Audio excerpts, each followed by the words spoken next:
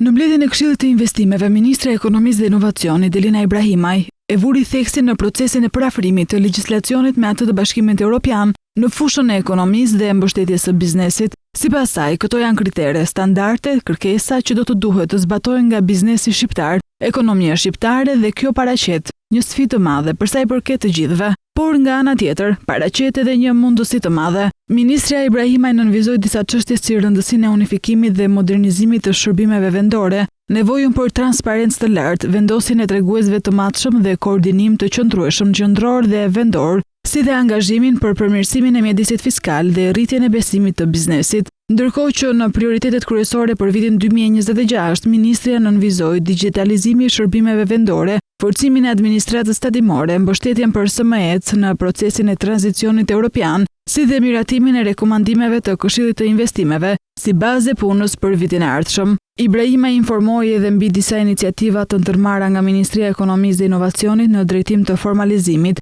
informimit më sistematik dhe rikonfirmoi angazhimin për të vijuar reformat që rrisin transparencën, ulin kostot për bizneset dhe nxisin një klimë investimi më moderne, më konkurruese dhe të përafruar me standardet e Bashkimit Evropian. Në këtë takim mori pjesë edhe Ministri i Shtetit për Pushtetin Vendor Ervin Demo, që vlerësoi se digitalizimi i shërbimeve nga bashkitë do të sjellë një përmirësim të shërbimeve të tyre për sipërmarrjen dhe qytetarët, edhe pse është një proces që kërkon kohë. Gjatë këtij takimi u theksua se kadastra fiskale nuk funksionon pavarësisht bazës ligjore ekzistuese, ndërkohë që rekomandimet për vitin 2026 përfshin vendosjen e treguesve të matshëm të performancës për shërbimet bashkiake, harmonizimin e shërbimeve vendore me ato qendrore, shkëmbim të detyrueshëm të dhënave midis Drejtorisë së Përgjithshme të Tatimeve dhe Bashkive, si dhe mbështetje për SME-t në adoptimin e shërbimeve digjitale.